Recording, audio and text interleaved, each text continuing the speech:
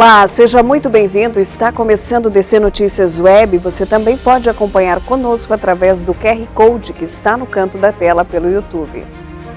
Veja agora os destaques dessa edição. Frio e chuva devem permanecer no estado até a próxima semana. Marco das Três Fronteiras tem programação especial e expectativa de receber um grande público no período de férias para muita gente. Vamos bater um papo com o secretário municipal de Planejamento e Captação de Recursos. O DC Notícias Web está começando.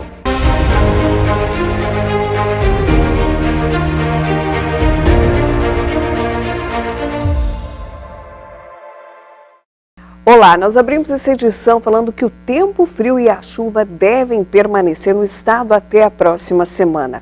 A previsão de pancadas de chuva mais fortes e possibilidade de geada. De acordo com o CIMEPAR, Sistema de Tecnologia e Monitoramento Ambiental do Paraná, 2 fatores ajudam a manter o tempo frio e chuvoso no estado.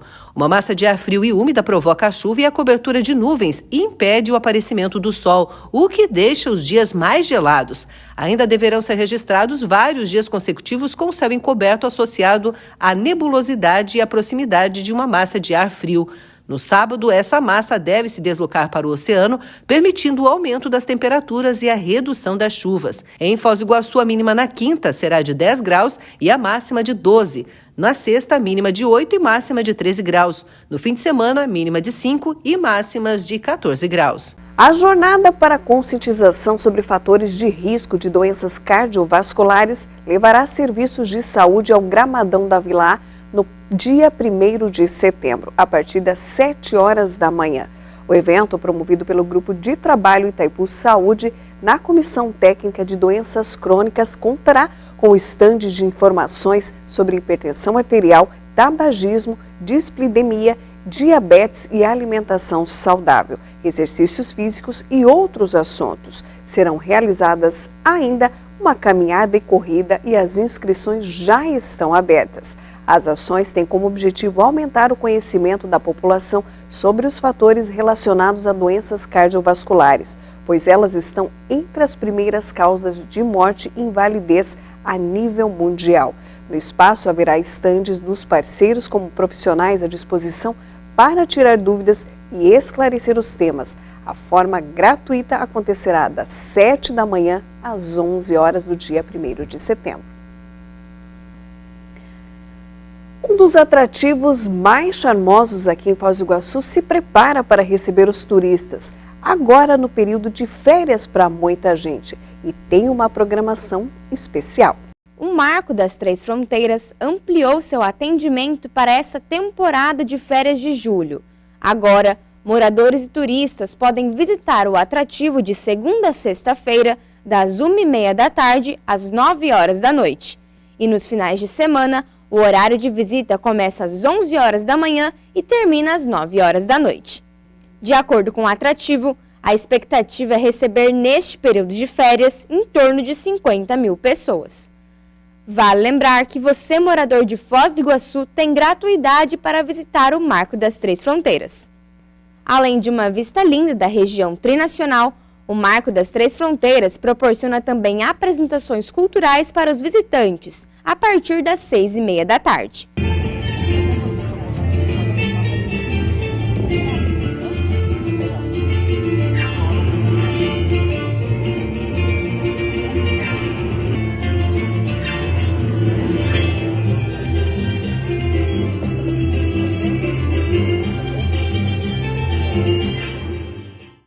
A seguir, Itaipu Binacional está entre as 20 empresas mais inovadoras do Brasil.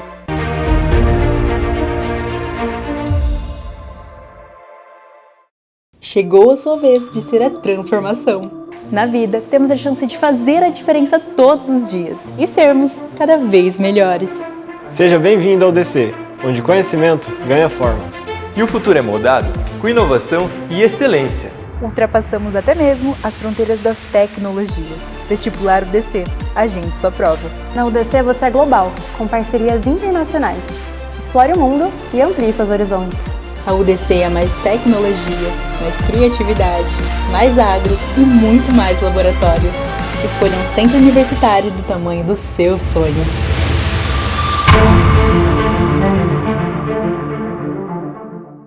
A Prefeitura de Foz do Iguaçu trabalha para tornar nossa cidade mais resiliente. Isso significa investimentos em grandes obras contra alagamento, ações de limpeza e desobstrução de galerias, manejo e substituição de árvores. Assim, preparamos a cidade contra os efeitos das mudanças climáticas. Contribua, utilize os serviços disponíveis em nossa cidade. Você colabora com a limpeza urbana e ajuda a evitar transtornos. Prefeitura de Foz, trabalho que dá resultado.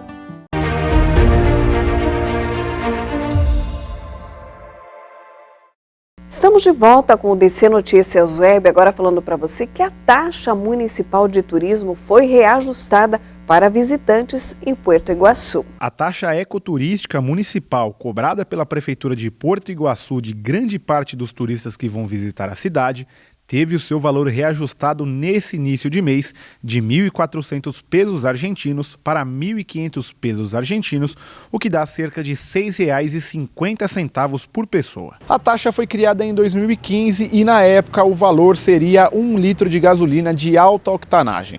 Esse valor arrecadado seria convertido para a prefeitura, que traria melhorias para espaços públicos na cidade. O método preferencial de arrecadação é nos balcões dos hotéis com os estabelecimentos da cidade estando obrigados a recolher a taxa dos hóspedes e depositá-las em uma conta do Banco Macro, aberto em nome da Prefeitura. A iluminação da Ponte Internacional da Amizade foi restabelecida parcialmente. O assunto estava gerando várias reclamações. Após um mês sem iluminação, a Ponte Internacional da Amizade, que faz fronteira entre o Brasil e o Paraguai, começou a recuperar parte do seu sistema de iluminação da via. A escuridão no local gerou uma onda de reclamações e preocupações dos usuários que frequentam essa ponte. A prefeitura, que é responsável pela manutenção do local, trabalhou em todo o final de semana para conseguir reativar cerca de 50% da iluminação da Ponte da Amizade. De acordo com a prefeitura, a rede elétrica da ponte é antiga, o que vem ocasionando diversos problemas ao longo do tempo. Um acordo entre a prefeitura e o DENIT deve garantir quem de fato será o responsável por manter a estrutura com o seu total funcionamento e manutenção durante os dias do ano. Até lá, segue o conflito de responsabilidade em relação à manutenção do local. A Itaipu Binacional está entre as 20 empresas mais inovadoras do Brasil. A Itaipu Binacional está entre as 20 empresas mais inovadoras do Brasil. A empresa recebeu nessa semana o prêmio Innovative Workplaces em São Paulo. Mais de 2.000 empresas participaram do evento. O prêmio reconhece as empresas com as melhores práticas do mercado, analisando categorias como gestão, marketing e processos e produtos. Entre as premiadas estão empresas das áreas de tecnologia, seguros, finanças e energia. Cada empresa foi avaliada com base no setor em que atua, bem como com o seu porte e também com faixas de faturamento, tudo definido pelo Banco Nacional de Desenvolvimento Econômico e Social, o BNDES. No próximo bloco, vamos conhecer um pouco mais sobre o trabalho desenvolvido pela Secretaria de Planejamento e Captação de Recursos.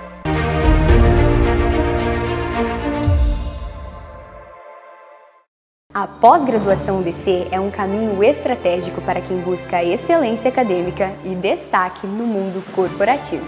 Com uma ampla variedade de cursos, programas especializados e corpo docente renomado, a UDC oferece o suporte necessário para alcançar os seus objetivos.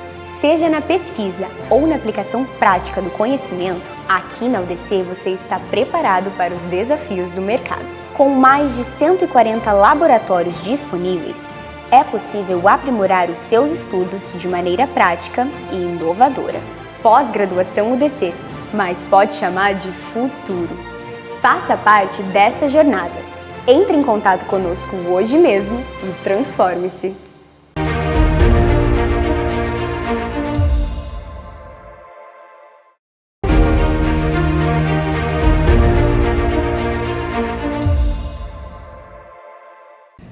E o DC Notícias Web de hoje vai falar um pouco sobre o trabalho da Secretaria de Planejamento e Captação de Recursos. Você vai conhecer um pouquinho mais como é o funcionamento, como que essa secretaria trabalha no município. E para isso nós estamos recebendo o secretário da pasta, Andrei Baixista, que vai conversar conosco. Secretário, seja muito bem-vindo ao DC Notícias Web. Obrigado, grato pelo convite. Estamos aqui para falar um pouquinho das ações lá da nossa Secretaria de Planejamento. E a ideia é essa, mostrar um pouquinho para as pessoas que nos acompanham aqui no DC Notícias, secretário, como é que é o trabalho de algumas secretarias, planejamento, uma secretaria tão importante para a cidade de Foz do Iguaçu, mas que nos últimos anos tem passado por um desafio. Conta um pouquinho para a gente, Andrei, sobre esse trabalho que já vem há alguns anos aí tendo alguns desafios.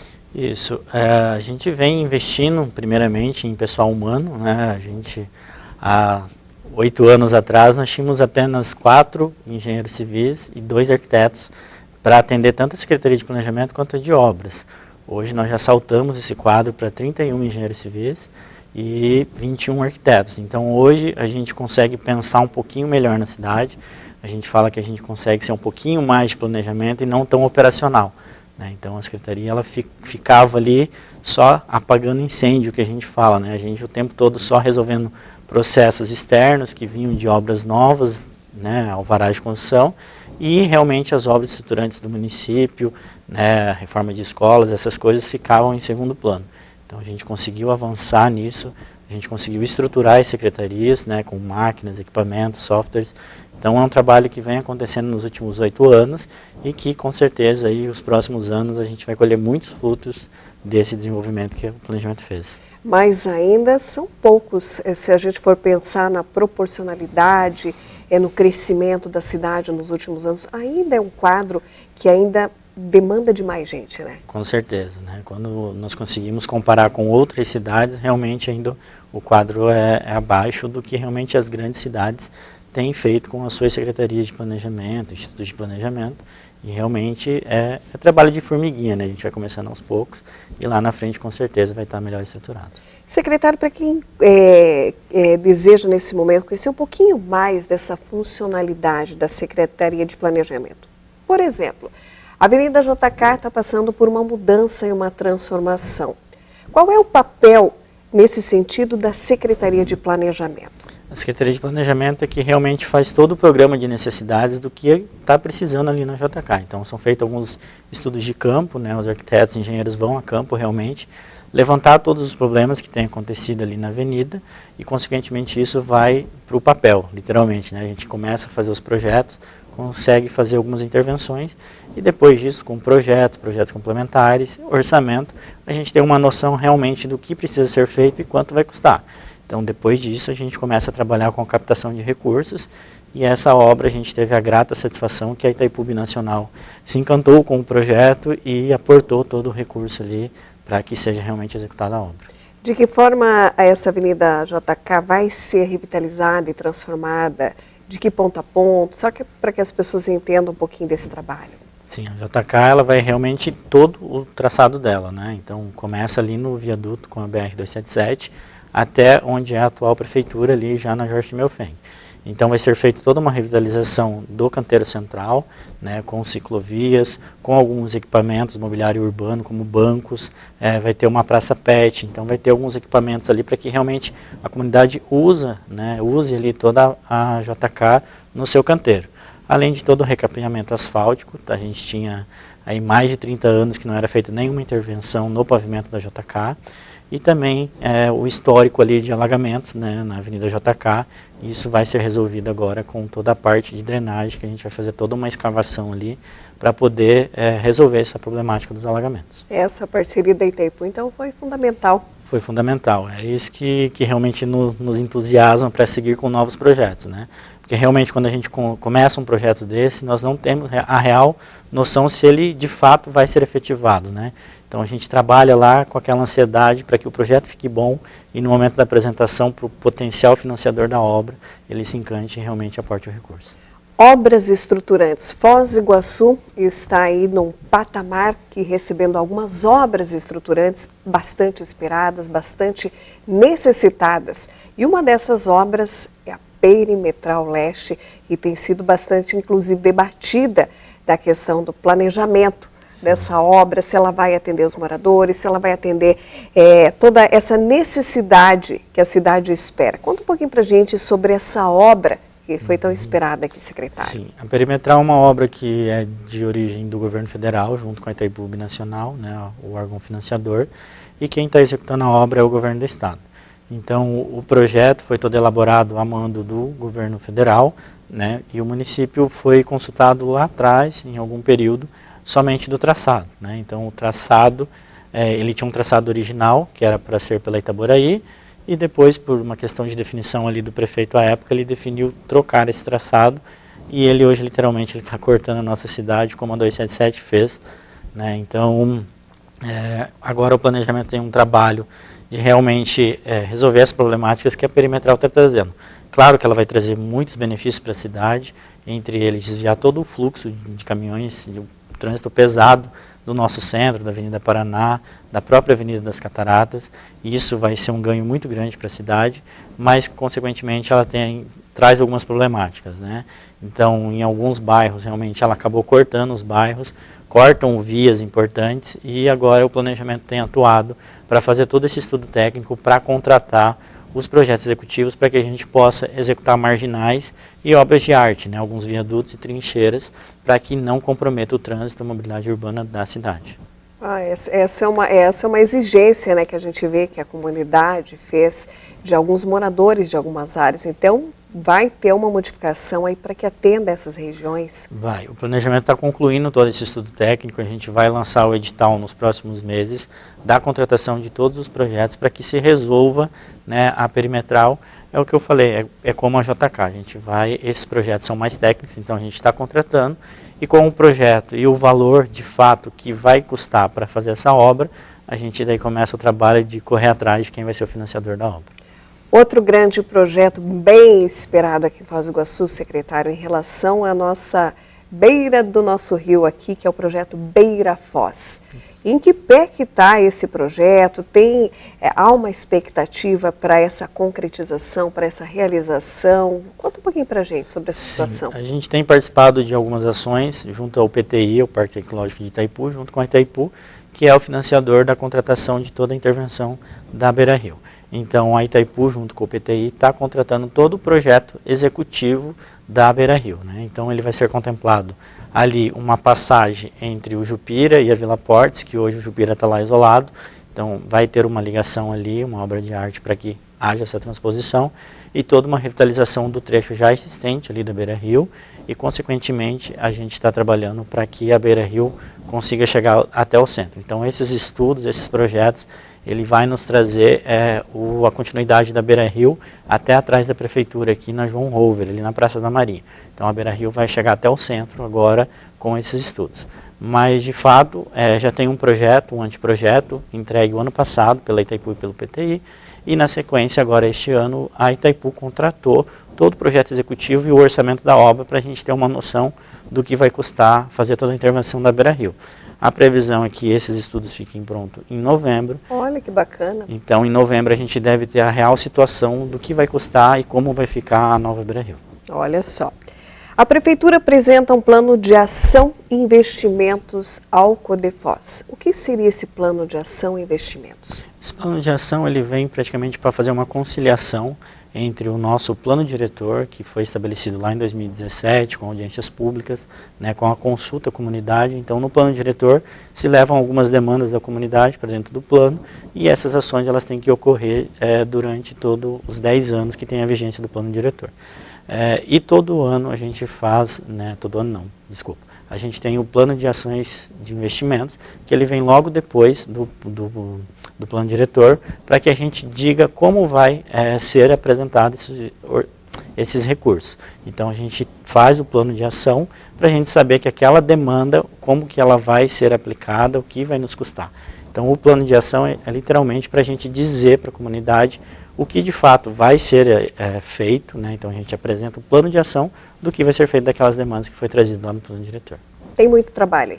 Tem muito trabalho, a secretaria é muito grande, a gente tem hoje praticamente 100 servidores junto com estagiários, nós temos 7 diretorias dentro da Secretaria de Planejamento, lá nós temos mobilidade urbana, nós temos drenagem urbana, nós temos toda a questão de alvará de construção de todas as obras que acontecem na cidade, passa pela análise da Secretaria de Planejamento e aprovação, emissão de alvarás.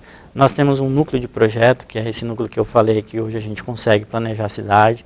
Dentro desse núcleo de projeto a gente tem 3 diretorias, a gente tem mais uma diretoria que é de uso e ocupação do solo, que é a questão de aprovação de loteamentos, subdivisões, parcelamento do solo como um todo. E também nós temos lá dentro uma diretoria de parte ambiental, porque todas as obras públicas, ela precisa de um licenciamento ambiental. Então nós temos uma diretoria específica para cuidar só desse licenciamento das obras públicas. Então é uma secretaria bem grande, bastante demandada, e a gente tem muito trabalho. Que bacana a gente conhecer um pouquinho mais desse trabalho e mostrar para a comunidade, para a sociedade, como é que está todo esse trabalho, todas essas ações aqui no município. Andrei, nós gostaríamos muito de agradecer a sua participação. A gente sempre trabalhando aqui fazendo matérias, a gente entrevista o secretário, mas hoje a gente pôde conhecer um pouquinho mais a fundo dessas ações e desse trabalho dessa pasta que é tão fundamental aqui no município. Obrigada pela sua participação. Maravilha, obrigado. Eu que agradeço a oportunidade de mostrar um pouquinho mais do nosso trabalho para toda a comunidade. Obrigada.